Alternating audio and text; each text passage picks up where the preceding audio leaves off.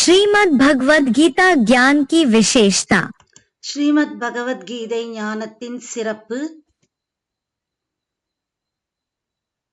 श्रीमद् भगवद गीता अन्य शास्त्रों से छोटा क्यों?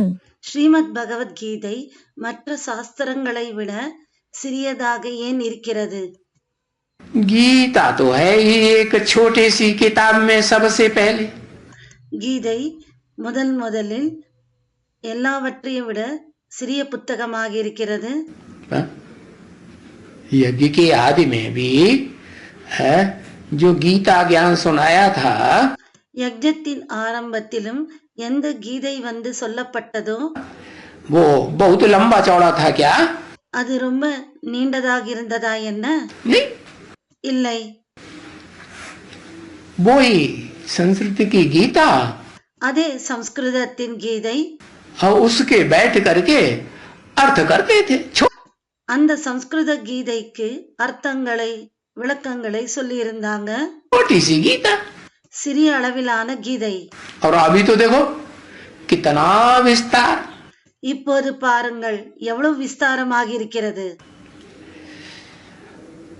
ये सिखों का जो गुरु ग्रंथ साहब है ना, இந்த சீக்கியர்களின் குரு கிரந்த சாஹிப் இருக்கிறது தானே, ये भी इतना बड़ा இதுவும் இவ்வளவு பெரியதாக இருக்கிறது. है? अभी जो ज्ञान सागर, இப்போது யார் ஞானக்கடலாக இருக்கிறாரோ उनका तो और बड़ा होना चाहिए। அவருடையது இன்னும் பெரிதாக இருக்க வேண்டும். वो तो सागर हो गया। அவரோ கடலாகி விட்டார், கடல் ஆகி இருக்கிறார். उनका नहीं, उसका। அவர்களுடையது இல்லை, அவருடைய. ये ज्ञान सागर, இந்த ஞானக்கடலாக இருப்பவர் उसका तो और बड़ा होना चाहिए। அவருடையது இன்னும் பெரிதாக இருக்க வேண்டும். बड़ा ग्रंथ, பெரிய கிரந்தம். और ये गीता तो है बहुत छोटी। மற்றும் இந்த கீதையோ மிக சிறியதாக இருக்கிறது. क्यों? ஏன்? ऐसे क्यों அது போல ஏன் இருக்கிறது? है? गीता बहुत छोटी क्यों? கீதை மிகச் சிறியதாக ஏன் இருக்கிறது? क्योंकि गीता ज्ञान सुनाने वाला शिव ஏனென்றால் கீதை ஞானத்தை சொல்லக்கூடிய சிவன் छोटे थे छोटा சிறியதிலும் சிறியவர், या बड़ा? அல்லது சிறியதிலும் சிறியவரா அல்லது பெரியவரா? संसार में बड़ा होके प्रत्यक्ष होता है உலகத்தில் பெரிய அளவில் ஆகி பிரத்யட்சமாகிறாரா या छोटे से छोटा? அல்லது சிறியதிலும் சிறியதாகவா? अति सूक्ष्म। அதி சூக்ஷ்மமானவர். तो उनकी गीता भी எனவே அவருடைய கீதையும் अति सूक्ष्म। மிகவும் சூக்ஷ்மமானது. फिर देखो भक्ति मार्ग में பிறகு பக்தி மார்க்கத்தில் பாருங்கள், वो व्यास ने लिखा बड़ा बड़ा लंबा चौड़ा ग्रंथ, कौन सा, क्या नाम है? அவர் வியாசர் பெரிய பெரிய நீண்ட ஒரு சாஸ்திரத்தை எழுதினார். அந்த சாஸ்திரம் என்ன? எது? महाभारत। மகாபாரதம். वो भी पहले तो 4000 श्लोकों का ही बताते हैं। அதுவும் ஆரம்பத்தில் 4000 ஸ்லோகங்களை கொண்டதாக இருந்தது. फिर बाद में कितना बड़ा लिख दिया? பிறகு பின்னால் எவ்வளவு பெரியதாக எழுதிவிட்டார்? 1,00,000 से श्लोक ज्यादा हो गए। 1,00,000க்கும் மேலே அதிகமாகிவிட்டது. पूरा बड़ा हाल भर जाता है महाभारत से। மகாபாரதத்தினால் முழு ஹால் முழுவதும் மொத்தமும் நிரம்பி விடுகிறது. तो देखो எனவே பாருங்கள், यादगार में भक्ति मार्ग में आज भी गीता लॉकेट बनाते हैं। பக்தி மார்க்கத்தில் நினைவார்த்தமாக இன்றும் கூட லாக்கெட்டை உருவாக்குகிறார்கள். छोटा छोटा लिखते हैं, சின்ன சின்னதாக எழுதுகிறார்கள். और लॉकेट माने वो होती है ना மற்றும் லாக்கெட் என்றால் பாக்கெட், ताबीज, அப்படி என்றால் தாபீஸ், தாயத்து. वो गले में पहन लेते हैं। அதை கழுத்தில் அணிந்து கொள்கிறார்கள். पढ़ाने वाला ऊंचे से ऊंचे है படிப்பிப்பவர் உயர்ந்ததிலும் உயர்ந்தவர், तो पढ़ाई भी ऊंचे है। எனவே படிப்பும் உயர்ந்தது. परंतु यहाँ कोई बड़ी यूनिवर्सिटी आदि नहीं है। ஆனால் இங்கே பெரிய யூனிவர்சிட்டி முதலியவை இல்லை. इनका नाम ही है गीता पाठशाला। இதனுடைய பெயரே கீதா பாடசாலையாகும். और पाठशाला तो बहुत छोटी भी होती है। பாடசாலை மிக சிறியதாகவும் இருக்கிறது, சிறியதும் இருக்கிறது. कहते हैं ना गीता पाठशाला। கீதா பாடசாலை என்று சொல்கிறார்கள் இல்லையா? उन गीता पाठशालाओं की यादगार में அந்த கீதா பாடசாலைகளின் நினைவார்த்தமாக सारे भारत में गांव-गांव, शहर-शहर में गीता मंदिर बने हुए हैं। மொத்த பாரதத்தில் நகர நகரங்களிலும் கிராம கிராமங்களிலும் கீதா மந்திரங்கள் இருக்கிறது, உருவாக்கி இருக்கிறார்கள். तो ब्रह्मा कुमारी विद्यालय नहीं बने हुए हैं। எந்த பிரம்மகுமாரி வித்யாலயங்கள் உருவாகவில்லை, गीता मंदिर बने हुए हैं। கீதா மந்திரங்கள் உருவாகி இருக்கிறது. जरूर भगवान बाप ने आकर के गीता मंदिरों में पढ़ाई होगी। அவசியம், கண்டிப்பாக கீதா பத்தி பகவான் வந்து படிப்பை படிப்பித்திருப்பார். सर्वशास्त्रमयी गीता है। சர்வசாஸ்திரமயி கீதையாக இருக்கிறது.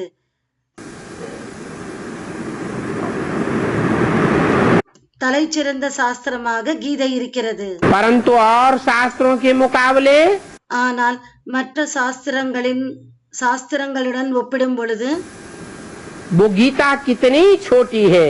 இந்த கீதை எவ்வளவு சிறியதாக இருக்கிறது.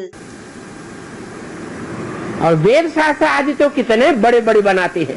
வேத சாஸ்திரங்கள் முதலியவை பெரிய பெரியதாக உருவாக்குகிறார்கள்.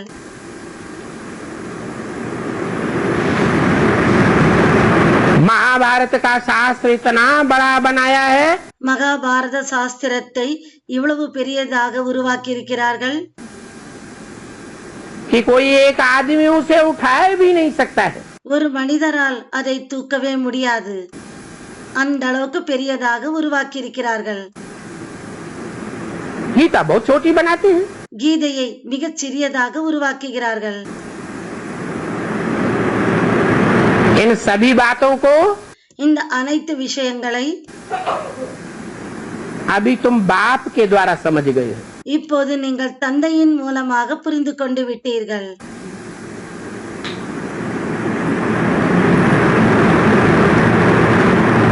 वो गीता तो झूठी गीता है। அந்த கீதையோ பொய்யான கீதையாகும். जो मनुष्यों के द्वारा कागज की गीता बनाई गई।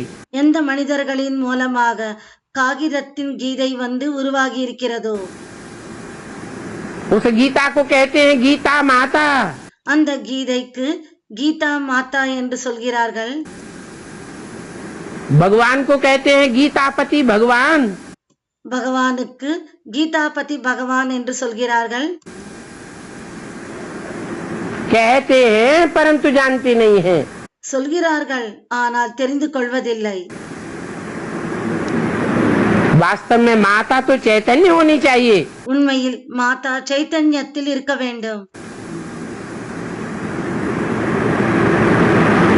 जैसे भगवान छोटे रूप में आता है, எது போல பகவான் சிறிய ரூபத்தில் வருகிறார்,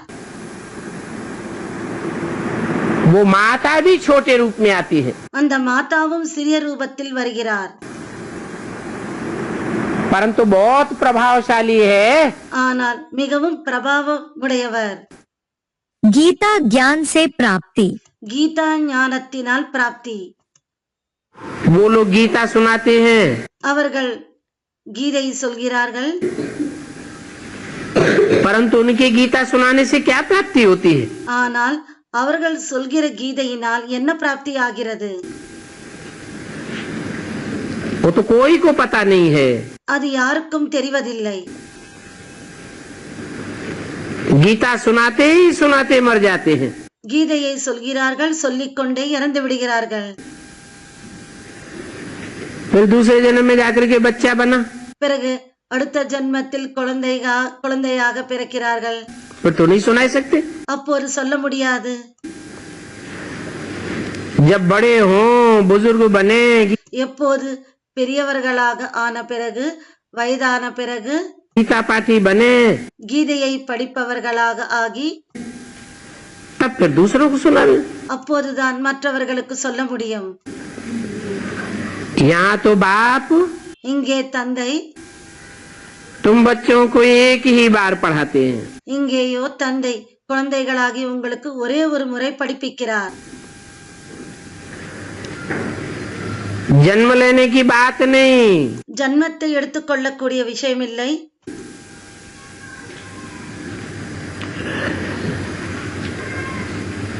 क्योंकि शरीर छोड़ा फिर तो गीता सुनाने पढ़ाने की होती नहीं. ஏனென்றால் சரீரத்தை விட்ட பிறகு கீதையை படிக்கக்கூடிய விஷயமே இல்லை. अभी तो तुम जानते हो இப்போதோ நீங்கள் தெரிந்து கொள்கிறீர்கள், कि इस शरीर में विराजमान है. இந்த சரீரத்தில் வீற்றிருக்கிறார்.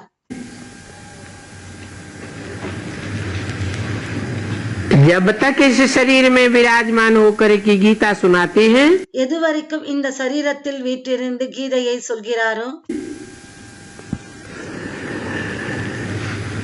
फिर तो गीता ज्ञान अमृत देने की दरकार ही नहीं रहेगी. பிறகு கீதை ஞானத்தை, ஞானாமிர்தத்தை கொடுக்க வேண்டிய அவசியம் இருக்காது. क्योंकि बाप के रूप में एक ही बार शांति धाम से आकर के गीता ज्ञान देते हैं. ஏனென்றால் தந்தையின் ரூபத்தில் ஒரே ஒரு முறை வந்து சாந்தி தாமத்திலிருந்து வந்து ஞானத்தை தருகிறார், கீதா ஞானத்தை சொல்கிறார். फिर चले जाते हैं. பிறகு சென்று விடுகிறார். तो मनुष्य नहीं जानते எனவே மனிதர்கள் அறிந்து கொள்வதில்லை. कि प्राचीन माना कब. பிராச்சீன் பழமையான என்றால் எப்போது. क्योंकि कल्प की आयु लाखों वर्ष कह देते हैं. ஏனென்றால் கல்பத்தின் ஆயுளை லட்சக்கணக்கான வருடங்கள் என்று சொல்லிவிடுகிறார்கள். भारत का प्राचीन ज्ञान और योग तो साथ चाहते हैं. பாரதத்தின் ஞானம் மற்றும் யோகத்தை அனைவரும் விரும்புகிறார்கள். जिससे भारत स्वर्ग बनता है. இதன் மூலமாக பாரதம் சொர்க்கமாகிறது. किससे बनता है भारत स्वर्ग. எதன் மூலமாக பாரதம் சொர்க்கமாகிறது. प्राचीन राजयोग और பழமையான ராஜயோகம் மற்றும் ज्ञान. ஞானத்தினால். अब तो भारत बहुत दुखी है. இப்போதோ பாரதம் மிகவும் துக்கமாக இருக்கிறது. पहले सूर्यवंशी राज्य था. முதலில் சூரிய வம்சத்தின் ராஜ்யமாக இருந்தது. अब नहीं. இப்போது இல்லை. फिर उनको याद करते हैं பிறகு நினைவு செய்கிறார்கள் அதை. कि वो राजयोग किसने सिखाया. அவரை நினைவு செய்கிறார்கள், இந்த ராஜயோகத்தை யார் கற்றுக் கொடுத்தார், वो ज्ञान किसने दिया. அந்த ஞானத்தை யார் கொடுத்தார். ये बात नहीं जानते. இந்த விஷயம் அறிவதில்லை. समझते हैं गीता में இது போல் நினைக்கிறார்கள், जो ज्ञान दिया गया है वो कृष्ण ने दिया होगा. கீதை ஞானத்தை கொடுத்திருக்கிறாங்க, அதை கிருஷ்ணர் கொடுத்திருந்தார் என்று நினைக்கிறார்கள். कौन समझते हैं. யார் நினைக்கிறார்கள். ये बात भी कौन समझते हैं. இந்த விஷயத்தையும் யார் நினைக்கிறார்கள். पहले भारत में ये जो संस्कृत की गीता लिखी हुई है, முதலில் பாரதத்தில் எந்த சம்ஸ்கிருதத்தின் கீதை வந்து எழுதப்பட்டதோ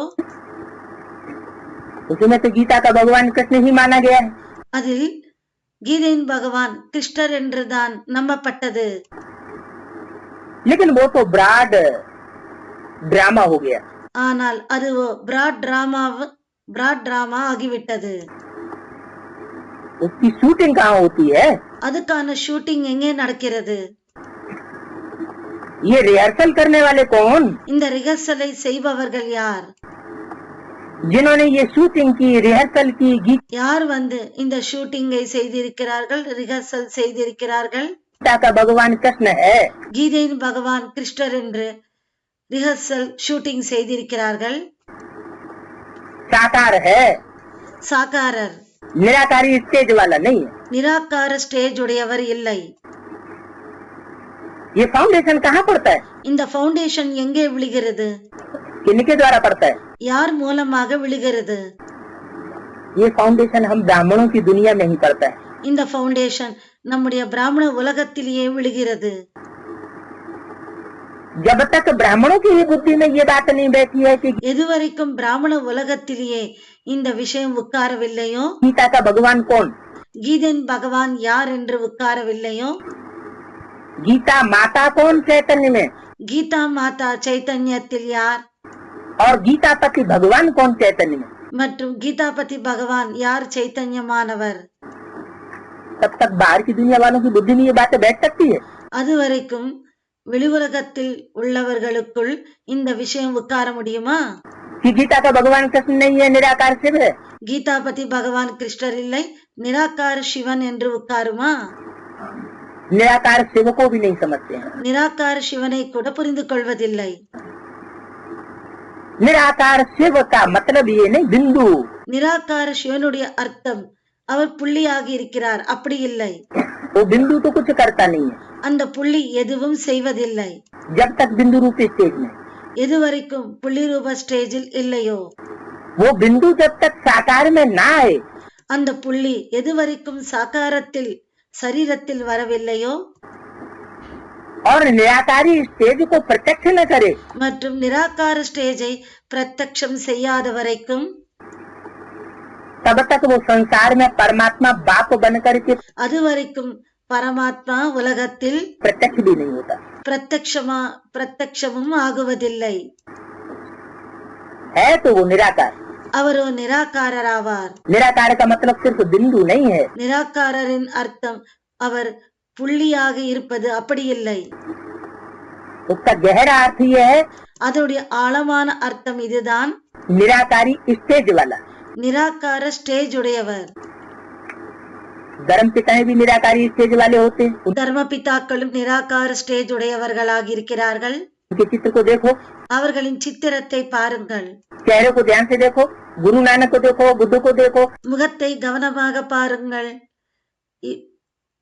புத்தரை பாருங்கள், குருநானக்கை பாருங்கள், क्राइस्ट को देखो। கிரைஸ்டை பாருங்கள். निराकारी स्टेज चेहरे से झलकती है ना, நிராகார ஸ்டேஜ் முகத்தில் தென்படுகிறது இல்லையா? वो तो है धर्म पिताएं। அவர்களோ தர்ம பிதாக்களாவார்கள்.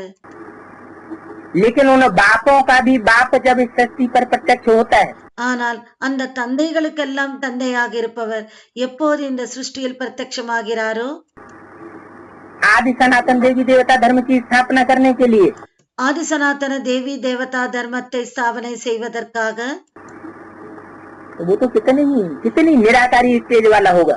அவர் எந்த அளவுக்கு எவ்வளவு நிராகார ஸ்டேஜ் உடையவராக இருப்பார்.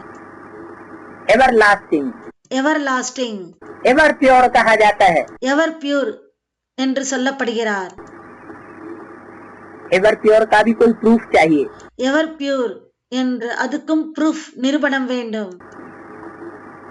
निराकारी निरहंकारी निर्विकारी का भी प्रूफ चाहिए। நிராகாரி நிர்விகாரி நிரகங்காரி அதுக்கும் ப்ரூஃப் வேண்டும். सिर्फ कहने की बात नहीं है। வெறும் சொல்வதற்கான விஷயம் இல்லை. तो जो समझते हैं कि गीता में ज्ञान कृष्ण ने दिया होगा, யார் இது போல கீதையின் ஞானத்தை கிருஷ்ணர் கொடுத்திருந்தால் उनको लाखों वर्ष हो गए, லட்சக்கணக்கான வருடங்கள் ஆகிவிட்டது. इसलिए प्रायलोप हो गया। அதனால் பெருமளவில் மறைந்து போயிருக்கிறது. नहीं तो बाप से वर्षा लेने में बच्चों को कोई भी तकलीफ नहीं होनी चाहिए। இல்லை என்றால் குழந்தைகளுக்கு தந்தையிடமிருந்து ஆஸ்தியை எடுத்துக்கொள்வதற்கு எந்த ஒரு கஷ்டமும் கடினமும் இருக்கக்கூடாது. बाप के बने तो बच्चे के अधिकारी बने। தந்தையுடையவர்களாக ஆகும் பொழுது குழந்தைகள் உரிமையாளர்களாகிறார்கள். फिर भी माता पिता टीचर की शिक्षा मिलनी होती है ना। இருந்தும் தாய் தந்தையிடமிருந்து அந்த கல்வி கிடைத்திருக்கும் இல்லையா? मुक्ति का भी वर्षा चाहिए, முக்திக்கான ஆஸ்தியும் வேண்டும். इसलिए गुरु करते हैं। அதனால் தான் குருவை வைத்துக் கொள்கிறார்கள். परंतु जीवन मुक्ति तो कब कोई हो ही नहीं सकती। ஆனால் எப்போதும் ஜீவன் முக்தி ஆனது ஆகவே முடியாது. जब जीवन बंध का अंत हो, எப்போது ஜீவன பந்தனத்தின் முடிவு ஆகும் பொழுது तब जीवन मुक्ति की याद हो। அப்போதுதான் ஜீவன் முக்தியின் நினைவிருக்கிறது. जीवन बंध माने ஜீவன பந்தனம் என்றால் जीवन है लेकिन बंधा हुआ जीवन है। ஜீவன் வாழ்க்கை இருக்கிறது, ஆனால் கட்டுப்பட்டிருக்கிற வாழ்க்கையாக இருக்கிறது. कैसे बंधा हुआ? எதன் மூலமாக கட்டுப்பட்டிருக்கிறது? जन्म का दुख, ஜன்மத்தின் பிறக்கும் போது துக்கம், बुढ़ापे का दुख, வயதாகுவதற்கான துக்கம், बीमारियों का दुख, நோய்களின் துக்கம், मरण का दुख। மரணத்தின் துக்கம். ये जन्म जरा मरण का दुख இந்த ஜன்ம ஜரா மரண், ஜன்மம் முதுமை மரணத்தின் அந்த துக்கமானது शरीर के साथ बंधा हुआ है, சரீரத்துடன் கட்டுப்பட்டிருக்கிறது. तो कहेंगे जीवन मुक्ति। எனவே இது ஜீவன பந்தனமாகும். जीवन बंधन, ஜீவன் பந்தனம். ये तीनों ही बंधन से परे हो जाए जीवन में रहते हुए।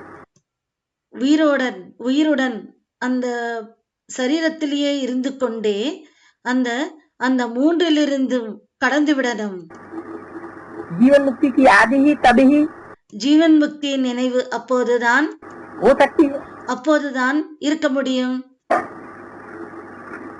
जब जीवन मुक्ति देने वाला आवे, எப்போது ஜீவன் முக்தியை கொடுக்கக்கூடியவர்.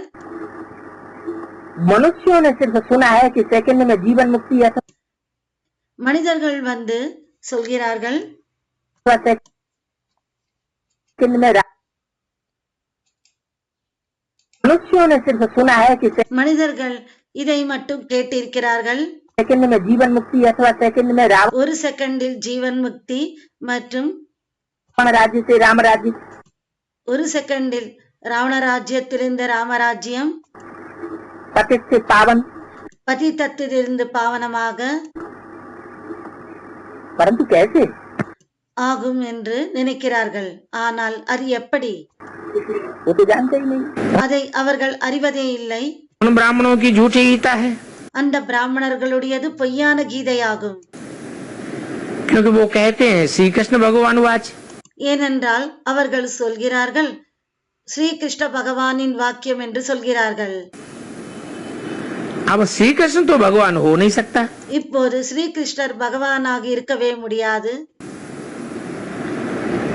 कृष्ण को तो देवता कहा जाता है, கிருஷ்ணருக்கு தேவதை என்று சொல்லப்படுகிறது. भगवान कैसे कह दिया? பகவான் என்று எப்படி சொல்லிவிட்டார்கள்? देवताएं 16 कला संपूर्ण होते हैं, தேவதைகள் 16 கலைகள் சம்பூர்ணமானவர்களாக இருக்கிறார்கள். देवताओं को कलाओं में बांधा जाता है, தேவதைகள் கலைகளில் கட்டுப்பட்டிருக்கிறார்கள். भगवान तो कलातीत है, பகவானோ கலாதீத் ஆவார். भगवान को कलाओं में थोड़ी ही बांधा जा सकता है। பகவானை வந்து கலைகளில் வந்து கட்டுப்படுத்த முடியுமா என்ன? तो देवताओं में दैवी गुण होते हैं, எனவே தேவதைகளுக்குள் தெய்வீக குணங்கள் இருக்கிறது. भगवान में दैवी गुण नहीं होते हैं। பகவானுக்குள் தெய்வீக குணங்கள் இல்லை. देवताओं के गुण अलग தேவதைகளின் குணங்கள் தனி और भगवान के गुण अलग। மற்றும் பகவானின் குணங்கள் தனியானது. देवताओं को तो इन आंखों से देखा जाता है, தேவதைகளையோ இந்த கண்களால் பார்க்க முடியும். शिव के मंदिर में देखेंगे சிவனின் கோவிலில் பார்ப்போம். मूर्तियां रखी है, சிவனின் கோவிலில் பார்க்கிறார்கள், மூர்த்தி வைக்கப்பட்டிருக்கிறது. परंतु शिव को तो अपना शरीर नहीं है। ஆனால் சிவனுக்கோ அவருக்கென்று சரீரம் இல்லை.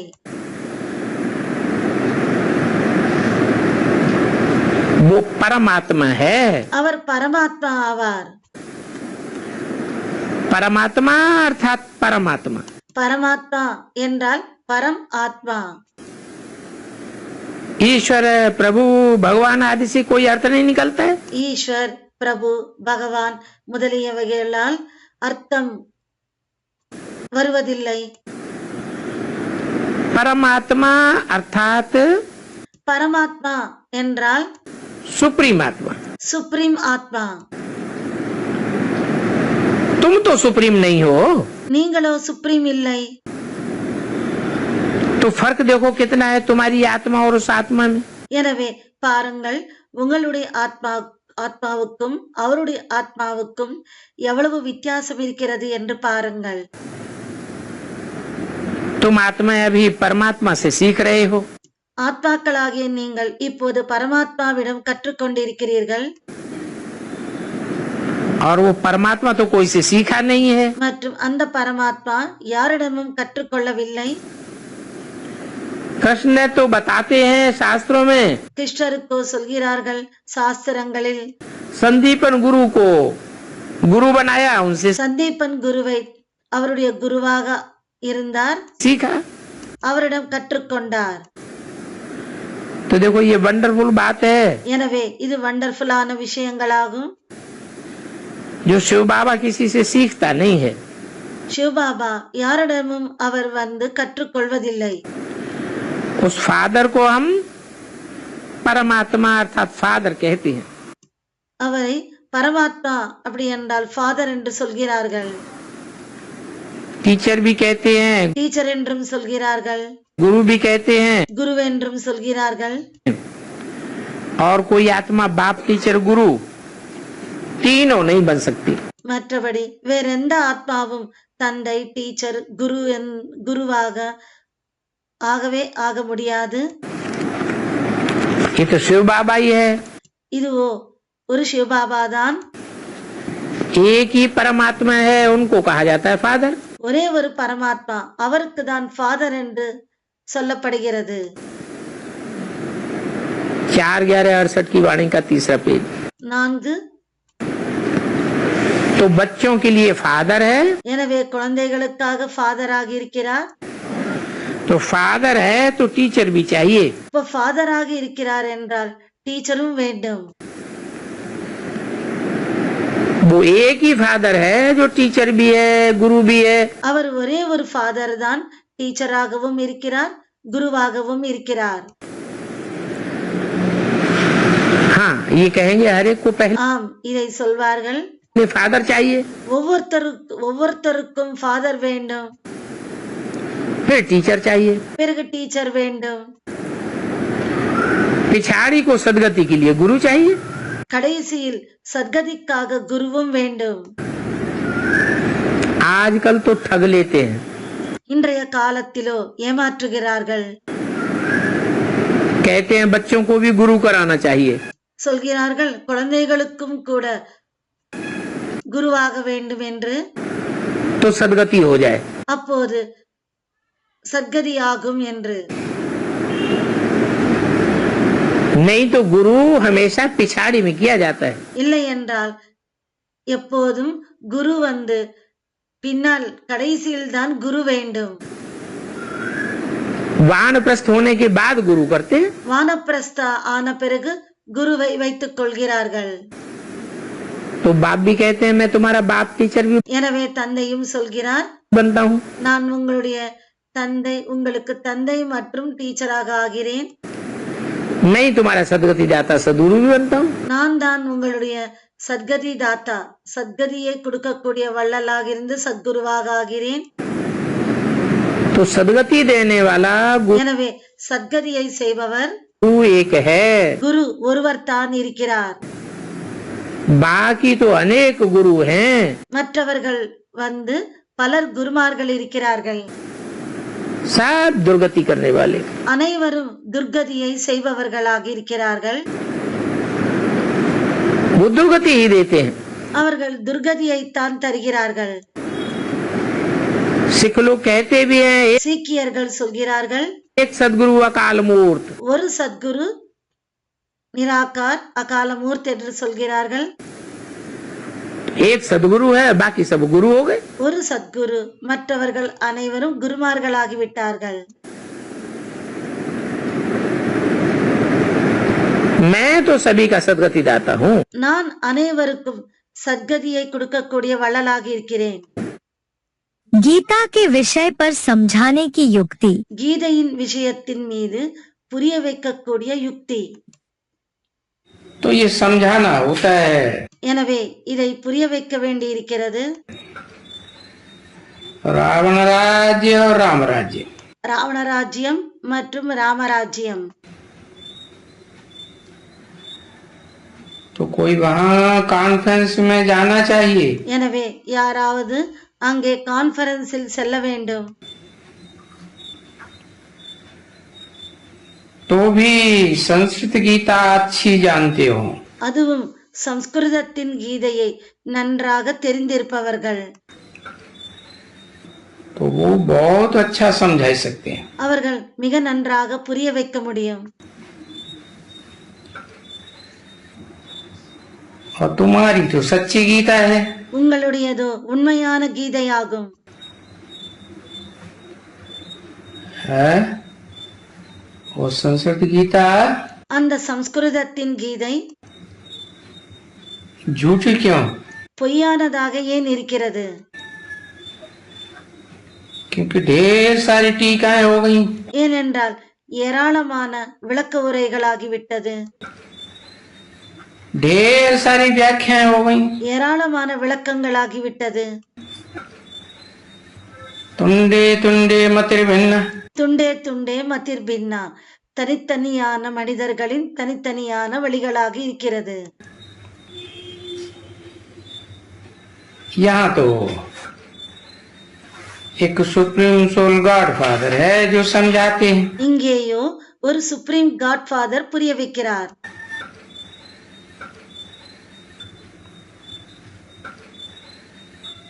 समझा ना? புரிந்ததா? यहाँ कोई वो कृष्ण नहीं समझाते हैं। இங்கே கிருஷ்ணர் ஒன்று புரிய வைப்பதில்லை. दुनिया में कोई भी धर्म वाले कृष्ण को गॉड फादर नहीं कहेंगे। உலகத்தில் எந்த தர்மத்தினரும் கிருஷ்ணரை காட் ஃபாதர் என்று சொல்வதில்லை. नहीं। இல்லை. तो साबित होता है कि उनको कोई भगवान नहीं कहा जाता। இதன் மூலமாக நிரூபணமாகிறது அவர் ஒன்று பகவான் என்று சொல்லப்படுவதில்லை. जिस भगवान की सभी आत्माएं बच्चे हैं। பகவானுக்கு இந்த அனைத்து ஆத்மாக்களும் குழந்தைகளாக இருக்கிறார்கள்.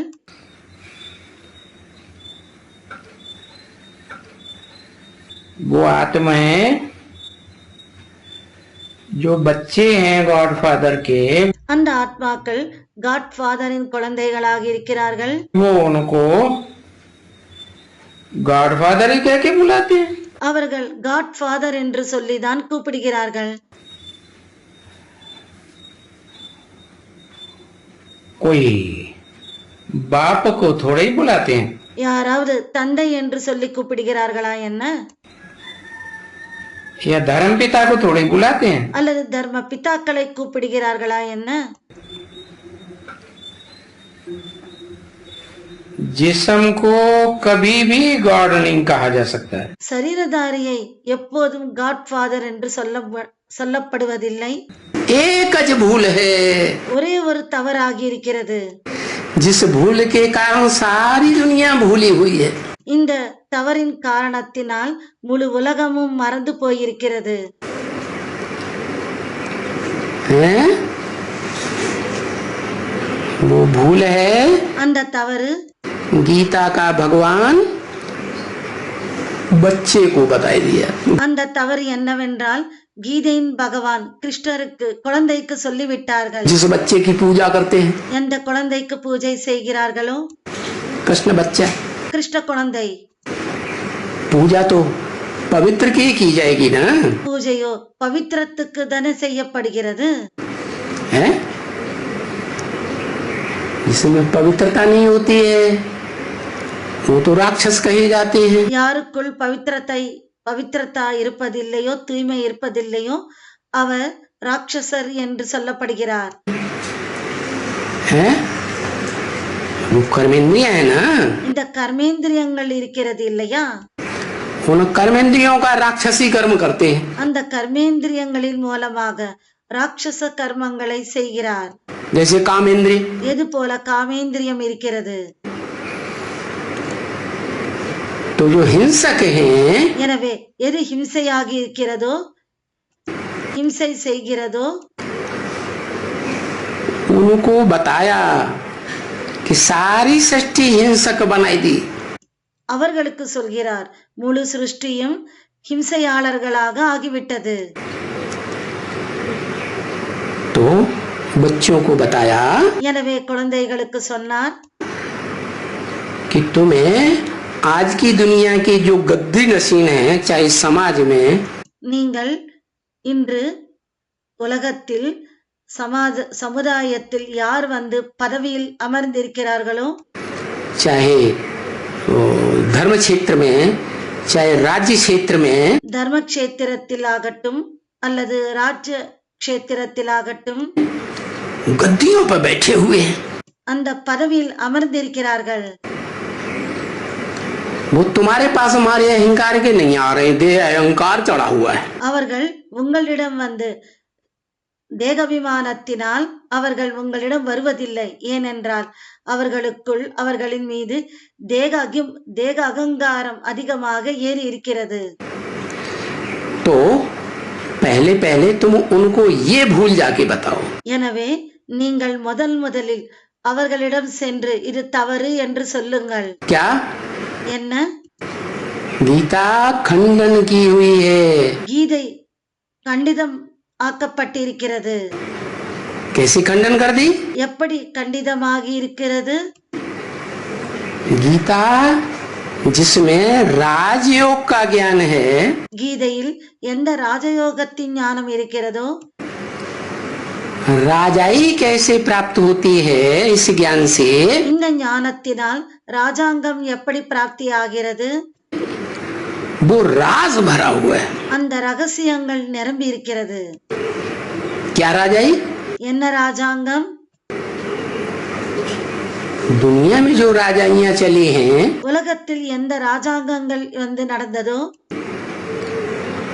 वो राजाइयां तो हिंसक युद्ध करके उन्होंने அவர்கள் அந்த ராஜாங்கத்தை ஹிம்சையான யுத்தம் செய்து राजाइयां प्राप्त की हैं। அந்த ராஜாங்கத்தை வந்து அவர்கள் அடைந்திருக்கிறார்கள்.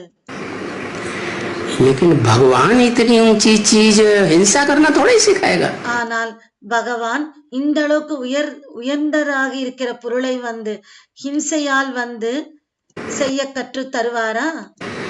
तो ये भूल जाकर बताओ இந்த தவறை நீங்கள் சென்று சொல்லுங்கள் कि भगवान ने तो जो राजयोग की बात सिखाई थी, பகவான் எந்த ராஜயோகத்தின் விஷயத்தை கற்றுக் கொடுத்தாரோ वो हिंसा की बात नहीं सिखाई। அவர் ஹிம்சைக்கான விஷயங்களை கற்று தரவில்லை.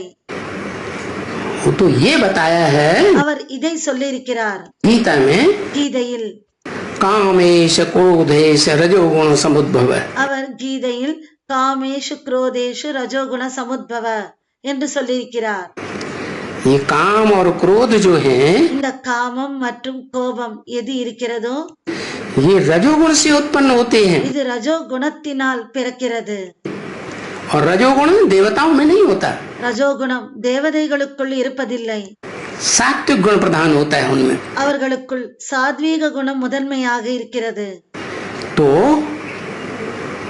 ये जो कृष्ण का नाम डाल दिया है, எனவே இந்த கிருஷ்ணரின் பெயரை போட்டு விட்டார்கள்.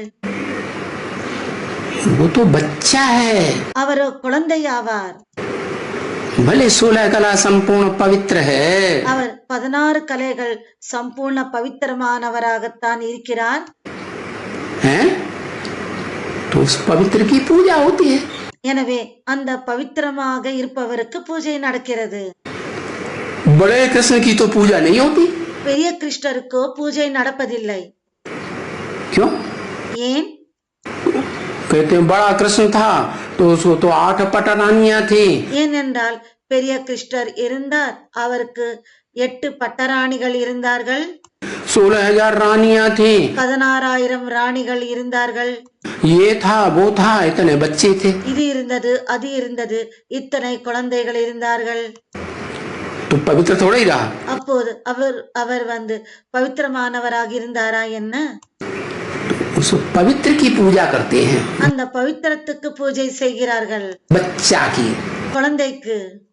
वो तो ठीक है, அதுவோ சரிதான். लेकिन बच्चा राज की बातें क्या जानेगा? ஆனால் குழந்தை ரகசியங்களின் விஷயத்தை என்ன தெரியும் குழந்தைக்கு? क्या राज? என்ன ரகசியம்?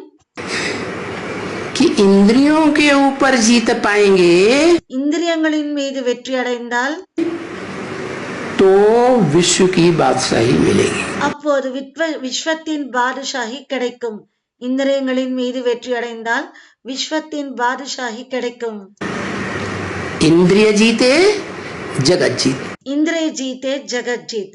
இந்திரியங்களின் மீது வெற்றி அடைந்தால் உலகத்தை வெற்றி அடைவார்கள். अब बच्चा इस बातों को क्या जाने குழந்தைக்கு இந்த விஷயங்கள் என்ன தெரியும்?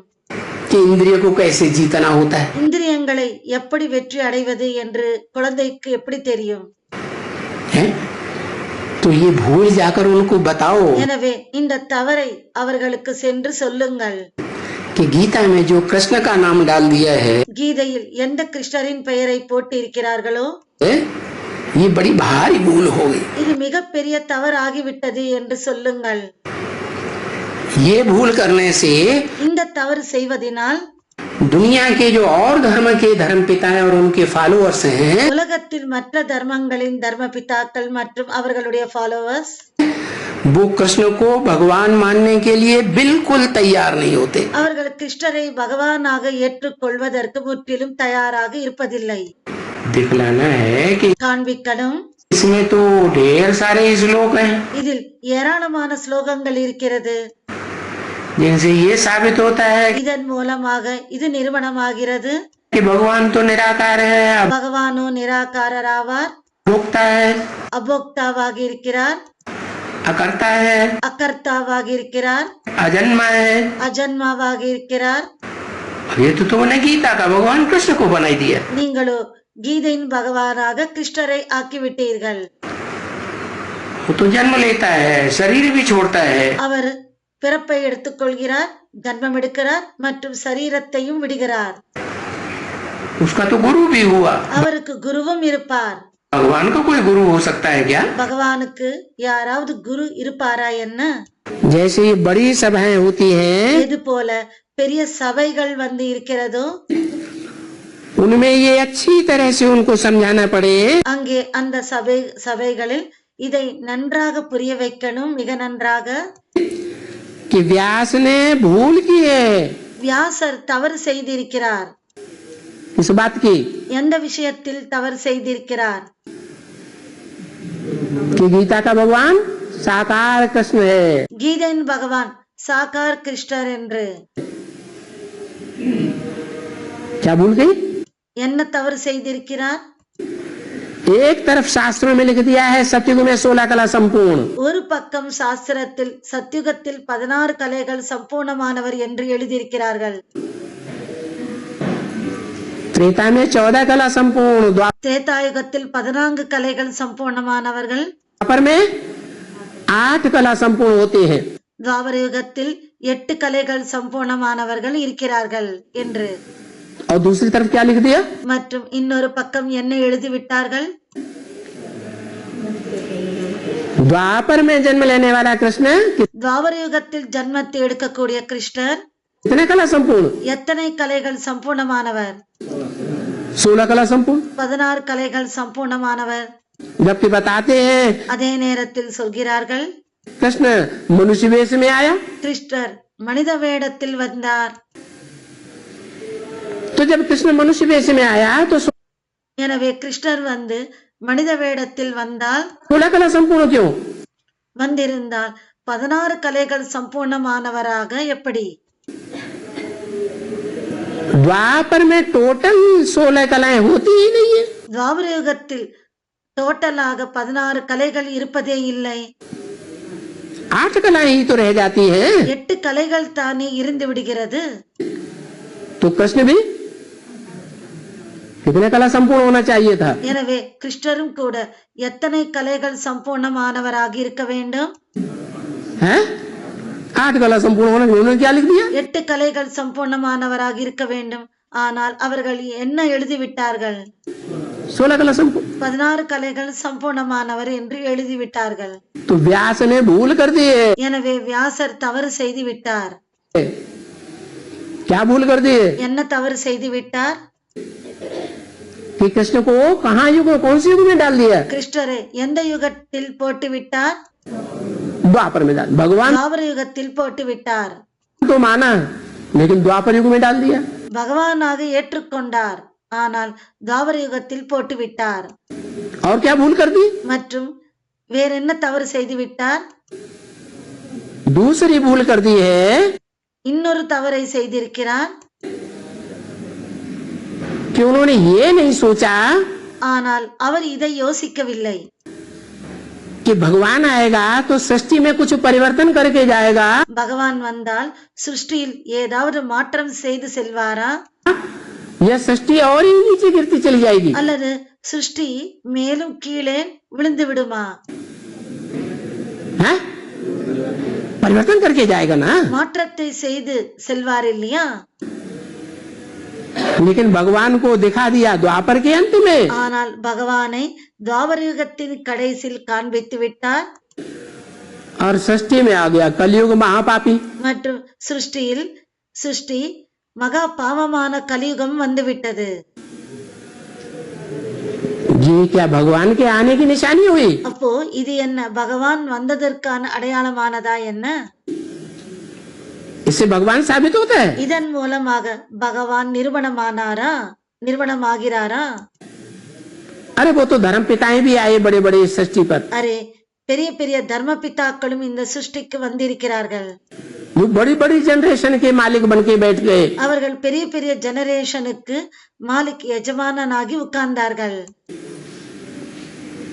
उनके आने के बाद भी दुनिया அவர்கள் வந்த பின்னரும் கூட உலகம் है नीचे गिरती गई. கீழே விழுந்து கொண்டே போனது. और भगवान भी आए उसके बाद भी दुनिया नीचे गिरती जाए तो பகவான் வந்த பின்னரும் கூட சிருஷ்டி கீழே விழுந்து கொண்டே போனது. भगवान कैसे साबित होगा? அப்போது அவர் பகவானாக எப்படி நிறுவனமாவார்? तो फिर उन दुनिया वालों से पूछना चाहिए எனவே அந்த உலகத்தில் உள்ளவர்களிடம் கேட்க வேண்டும், गीता का भगवान कब आया था? கீதையின் பகவான் எப்போது வந்தார்?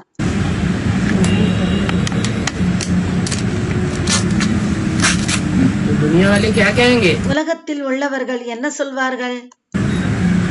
कब आया था? எப்போது வந்திருந்தார்? द्वापर युग में आया था. துவாபர யுகத்தில் வந்திருந்தார். अब द्वापर युग में भगवान आया था இப்போது துவாபர யுகத்தில் பகவான் வந்திருந்தார். तो क्या पापी कलयुग की स्थापना करने आया? எனவே பாவமான கலியுகத்தை ஸ்தாபனை செய்வதற்கு வந்தாரா? என்ன? भगवान आवेगा तो पापी कलयुग की स्थापना करेगा பகவான் வந்தால் பாவமான கலியுகத்தை ஸ்தாபனை செய்வாரா? या पुण्यात्मा की दुनिया स्थापन करेगा? அல்லது புண்ணியாத்மாக்களின் உலகத்தை ஸ்தாபனை செய்வாரா? அங்கே இருப்பவர்கள் புண்ணியாத்மாக்களின் உலகம் என்று சொல்றாங்க. नहीं तो भगवान के आने का फायदा ही क्या हुआ? இல்லை என்றால் பகவான் வந்த பிறகு வருவதற்கான லாபம் என்ன இருக்கிறது? பகவான் வந்தும் கூட என்ன லாபம் இருக்கிறது? जब पाप की दुनिया और बढ़ गई அதே நேரத்தில் பாவமான உலகம் வந்து பாவமான உலகம் வந்து இன்னும் அதிகமாகி போகுது. तो उनको जवाब देना पड़े. எனவே அவர்களுக்கு பதில் கொடுக்க வேண்டி இருக்கிறது.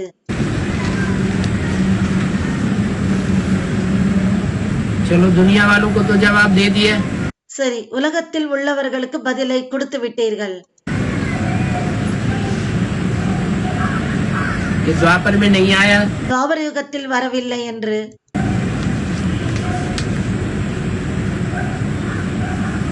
पापी कलयुग की स्थापना नहीं की होगी. பாவமான கலியுகத்தை அவர் ஸ்தாபனை செய்திருக்க மாட்டார். फिर प्रश्न उठता है कब आया। பிறகு கேள்வி எழுகிறது எப்போது வந்தார் என்று.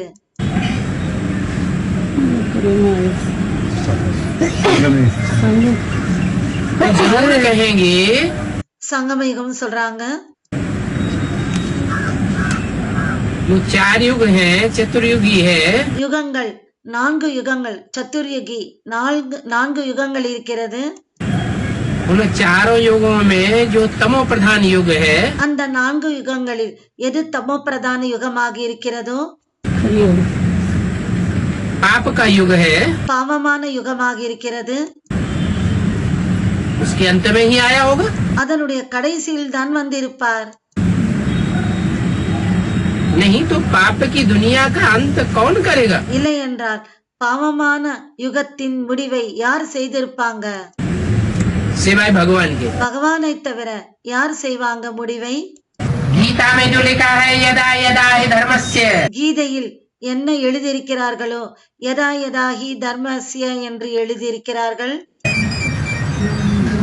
धर्म की जब ग्लानि होती है தர்மத்துக்கு எப்போது நிந்தனை ஆகிறதோ तो कौन से धर्म की ग्लानि होती है। அப்போது எந்த தர்மத்துக்கு நிந்தனை ஆகிறது?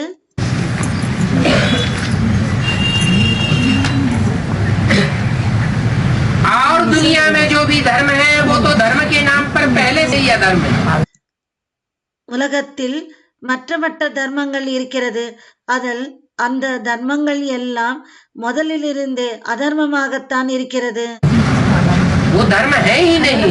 அவைகள் தர்மங்களே இல்லை. वास्तव में जो देवी देवता सनातन धर्म है உண்மையில் எந்த தேவி தேவதா சனாதன தர்மம் இருக்கிறதோ उसकी ही ग्लानि होती है। அந்த தர்மத்துக்கு தான் நிந்தனை ஆகிறது. लिख दिया है संभवामि युगे युगे, சம்பவாமி யுகே யுகே என்று எழுதிவிட்டார்கள். मैं हर युग में आता हूँ। நான் ஒவ்வொரு யுகத்திலும் வருகிறேன். फिर लिख दिया है सर्वव्यापी है। பிறகு சர்வவியாபி என்று எழுதிவிட்டார்கள். वो लोग श्लोक सुना करके फिर क्या अर्थ सुनाते हैं। அவர்கள் ஸ்லோகங்களை சொல்லி என்ன அர்த்தத்தை சொல்கிறார்கள்? ये भी तुम बच्चों को देखना चाहिए। இதையும் குழந்தைகளாகிய நீங்கள் பார்க்க வேண்டும். वहाँ जाकर के बोलना चाहिए हमें அங்கே சென்று சொல்ல வேண்டும், इनका अर्थ नहीं समझते हैं। நாங்கள் இதனுடைய அர்த்தத்தை எங்களுக்கு புரியவில்லை என்று சொல்லுங்கள். तो वो फट से सुनावेंगे। பிறகு அவர்கள் வந்து உடனடியாக சொல்லிவிடுவார்கள். वो कोई ऐसे थोड़े ही समझेंगे कि ये कोई ब्रह्मा कुमार कुमारियां हैं। இவர்கள் வந்து பிரம்மகுமார் பிரம்மகுமாரிகள் என்று அவர்கள் நினைக்கிறார்களா என்ன?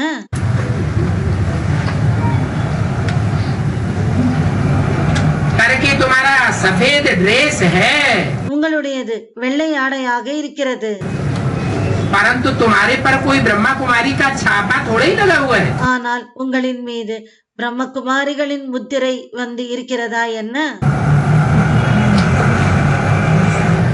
कोई भी पुरुष जाए पूछे எந்த ஒரு ஆணும் சென்று கேட்டால் तो झट सुनावेंगे। அவர்கள் உடனே சொல்லிவிடுவார்கள். वो लोग क्या अर्थ करते हैं वो मालूम पड़ने से फिर बाबा इसका अर्थ बताएंगे। அவர்கள் என்ன அர்த்தத்தை சொல்கிறார்கள் என்று சொன்னால் பாபாவுக்கு சொல்ல வேண்டும். அவர்கள் என்ன அர்த்தமாக எடுத்துக்கொண்டிருக்கிறார்கள் என்று பாபாவிடம் சொல்ல வேண்டும். बाबा को समाचार देना चाहिए। பாபாவுக்கு அந்த விஷயத்தை சொல்ல வேண்டும். அவர்கள் என்ன நினைத்துக் கொண்டிருக்கிறார்கள் என்று அந்த ஸ்லோகங்களின் அர்த்தத்துக்கு. परंतु ऐसा कोई बच्चा नहीं है। ஆனால் அதுபோல எந்த ஒரு குழந்தையும் இல்லை. அதுபோல் ये चिन्मयानंद आदि जाते हैं। இந்த சின்மயானந்த் முதலியோர் செல்கிறார்கள்.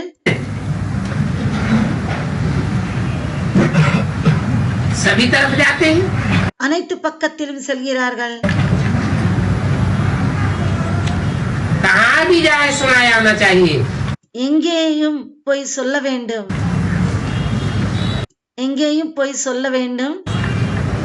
खुद पूछ भी सकते हैं। சுயம் உங்களால் கேட்கவும் முடியும், நீங்கள் கேட்கலாம். इनका अर्थ तो हमने समझा ही नहीं। இதனுடைய அர்த்தம் எங்களுக்கு புரியவில்லை என்று நீங்கள் கேட்கலாம். मनुष्य गीता सुना करके மனிதர்கள் கீதையை சொல்லி स्वर्ग को नरक बनाई देते हैं। சொர்க்கத்தை நரகமாக்கி விடுகிறார்கள்.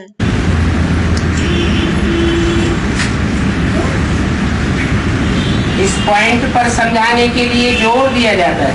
இந்த பாயிண்டின் மீது புரிய வைப்பதற்கு வலியுறுத்தப்படுகிறது.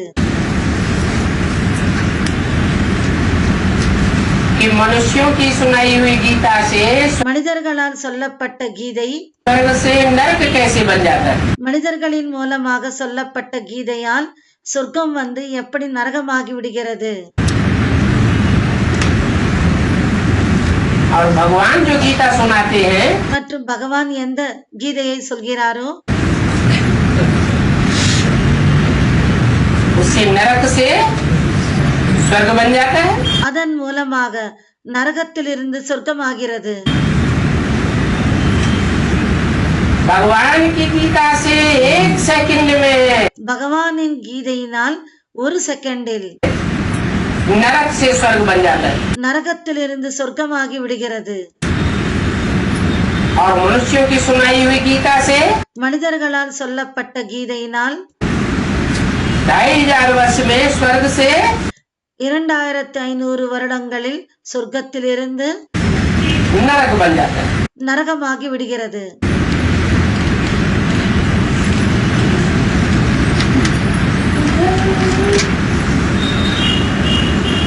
आगे चल करके शायद इस बात पर केस हो जाए। போக போக இதன் மீது கேஸ் கூட நடக்கலாம்.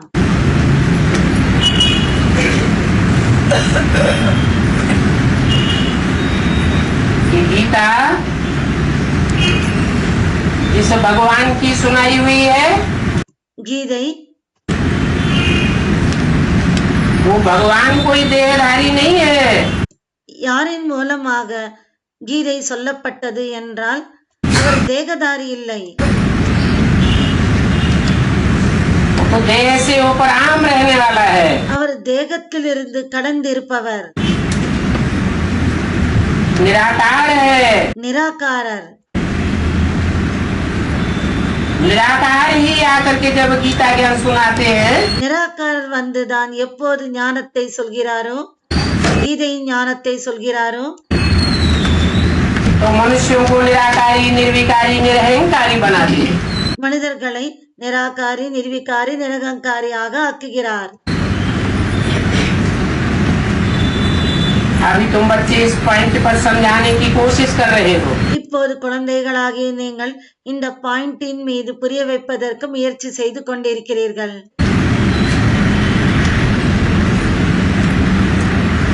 तुम गवर्नमेंट को सुधार रहे हो। நீங்கள் கவர்மெண்டை திருத்திக் கொண்டிருக்கிறீர்கள். नशा होना चाहिए। போதை இருக்க வேண்டும். कि हम ब्राह्मण शूद्र गवर्नमेंट को सुधार करके दैवी गवर्नमेंट बनाए रहे। நாங்கள் பிராமண சூத்ர கவர்மெண்டை தெய்வீக கவர்மெண்டாக ஆக்கிக் கொண்டிருக்கிறோம், திருத்திக் கொண்டிருக்கிறோம். आगे चल करके जब तुम्हारा झाड़ बढ़ता जाएगा போக போக உங்களுடைய மரம் வந்து வளர்ந்து கொண்டே போகும். तब पीछे महसूस करेंगे பிறகு பின்னால் அவர்கள் உணர்வார்கள், इन द्वारा मनुष्य स्वर्ग का मालिक बन सकते हैं। இவர்களின் மூலமாக शिव जयंती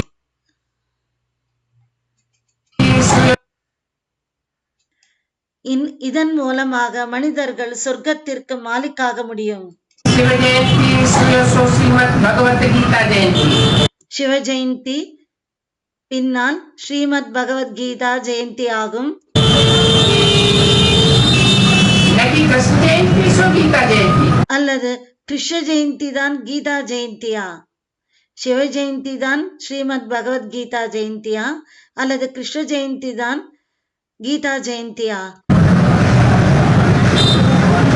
झूठी गीता पढ़ते पढ़ते मनुष्य नीचे ही गिरते आए।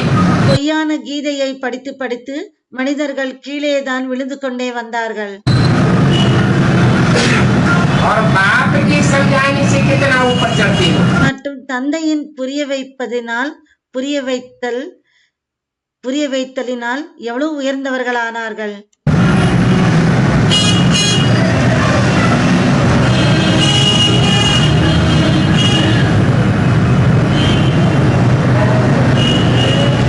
इस पर कैसे समझावे. இதன் மீது எப்படி புரிய வைப்பது? वो बात निकालिए. அந்த விஷயத்தை வெளிக்கொண்டு வரணும். तुम सुनावेंगे तो मनुष्य चमकेंगे. நீங்கள் சொன்னால் மனிதர்கள் வந்து क्या என்ன कैसे चमकेंगे. कि वह कृष्ण उर्फ ब्रह्मा की गीता सुनते सुनते கிருஷ்ணர் என்கிற பிரம்மாவின் அந்த வாக்கியங்களை கேட்டு கேட்டு மனிதர்கள் मनुष्य नीचे गिरते चले आए. கீழேதான் வந்து விழுந்து கொண்டே வந்தார்கள். फिर बाप आकर जो समझाने देते हैं பிறகு தந்தை வந்து எதை வந்து புரிய வைக்கிறாரோ उससे बुद्धि कितनी ऊंची चली जाती है. அதன் மூலமாக புத்தி எவ்வளவு உயர்ந்ததில் சென்று விடுகிறது. புத்தி எந்த அளவுக்கு உயரத்தில் சென்று விடுகிறது. चमकेंगे तो तुमको सहन करना है. அவர்கள் வந்து உங்களின் மீது கோபப்படுவார்கள், நீங்கள் சகித்துக் கொள்ளணும். ये युद्ध का मैदान है ना. இது யுத்த மைதானம் இல்லையா? विघ्न तो आवेंगे परंतु उनसे डरना नहीं है. தடைகளோ வரும், ஆனால் அதை பார்த்து பயப்படக்கூடாது. श्री कृष्ण उर्फ ब्रह्मा भगवान वाच की गीता. ஸ்ரீ கிருஷ்ணர் என்கிற பிரம்மாவின் பகவானின் வாக்கியம், ஸ்ரீ கிருஷ்ணர் என்கிற பிரம்மாவின் வாக்கியம் जन्म जन्मांतर पढ़ते नीचे उतरती चले आई. ஜன்ம ஜன்மங்களாக படித்து படித்து கீழேதான் விழுந்து கொண்டே வந்தார்கள். बाप तो एक ही बात सुनाते. தந்தையோ ஒரே ஒரு முறை சொல்கிறார்.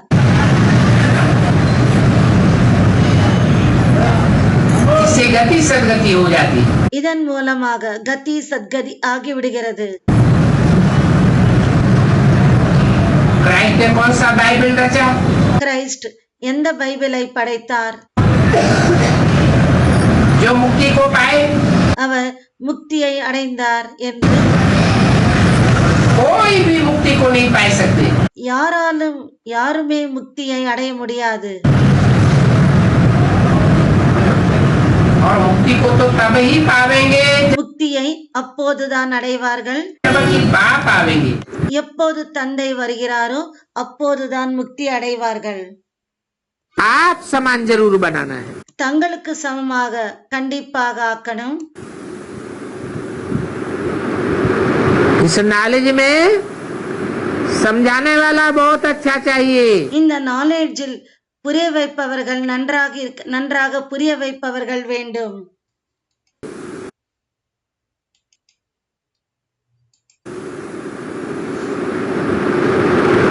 दुकान में सब चित्र आदि रख देंगे.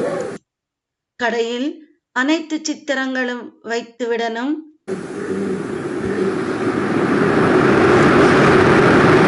तुम्हारा फर्स्ट क्लास दुकान होगा. உங்களுடையது ஃபர்ஸ்ட் கிளாஸ் கடையாக இருக்கும். बाबा तो है ही जादूगर. பாபாவோ மாயா ஜாலக்காரராக இருக்கிறார். बैठे बैठे जादूगरी का काम करते हैं. உட்கார்ந்து கொண்டே அவர் மாயாஜால காரியத்தை செய்கிறார். रत्नागर भी है. ரத்னாகர் ஆகவும் இருக்கிறார். कैसे अच्छे अच्छे रत्न गढ़ करके तुमको देते हैं. எப்படி அவர் நல்ல நல்ல ரத்தினங்களை வந்து உங்களுக்கு தருகிறார். मनुष्यों ने तो झूठी गीता को कितना ऊंचा रख दिया है. மனிதர்கள் பொய்யான கீதையை எவ்வளவு உயரத்தில் வைத்து விட்டார்கள். जिस गीता को पढ़ते पढ़ते हम बिल्कुल झूठे बन पड़े, அந்த கீதையை படித்து படித்து பொய்யானவர்களாகிவிட்டோம். झूठ खंड के मालिक बन पड़े. பொய்யான கண்டத்துக்கு மாலிக்காக எஜமானர்களாக ஆகிவிட்டார்கள். अब इस सच्ची गीता से हम सचखंड के मालिक बनते हैं. இப்போது நாம் உண்மையான கீதையினால் உண்மையான கண்டத்துக்கு மாலிக் எஜமானன் ஆகிறோம்.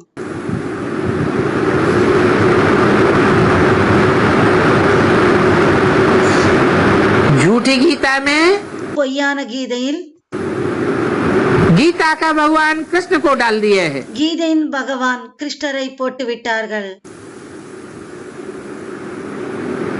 अभी तुम सच्ची गीता में இப்போது நீங்கள் உண்மையான கீதையில் शिव बाबा को गीता का भगवान साबित करो. சிவபாபாவை கீதையின் பகவானாக நிரூபியுங்கள். इस बात को समझाने के लिए बुद्धि में कितनी मगरूरी चाहिए. இந்த விஷயத்தை புரிய வைப்பதற்கு புத்தியில் இருக்க வேண்டும், பெருமிதம் இருக்க வேண்டும்.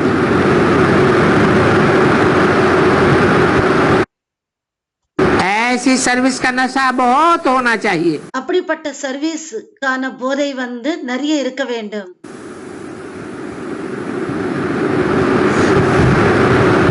सबसे अच्छा ये धर्म का काम है. எல்லாவற்றையும் விட இந்த தர்மத்தின் வேலை நல்ல வேலையாகும்.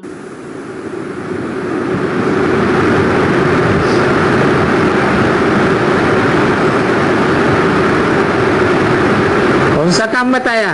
எந்த வேலையை சொன்னார்? सिद्ध करो गीता का भगवान कौन है. கீதையின் பகவான் யார் என்று நிரூபியுங்கள். कृष्ण है या शिव बाबा है? கிருஷ்ணரா அல்லது சிவபாபாவா? यथा राजा धर्मात्मा तथा प्रजा. யதா ராஜா தர்மாத்மா, அப்படியே பிரஜைகள், அதே போல பிரஜைகள். सत्युग में थे ही धर्मात्मा राजा रानी. சத்யுகத்தில் தர்மாத்மா ராஜா ராணி இருந்தார்கள். यहाँ तो सभी पापात्माएं हैं. இங்கேயோ அனைவரும் பாவாத்மாக்கள் இருக்கிறார்கள். तो वहाँ लाइब्रेरी में बैठ करके सर्विस करनी चाहिए. எனவே அங்கே லைப்ரரியில் உட்கார்ந்து கொண்டு சர்வீஸ் செய்ய வேண்டும். यहाँ से समझ करके இங்கிருந்து புரிந்து கொண்டு फिर वहाँ जाए करके समझाना है. பிறகு அங்கே சென்று புரிய வைக்க வேண்டும்.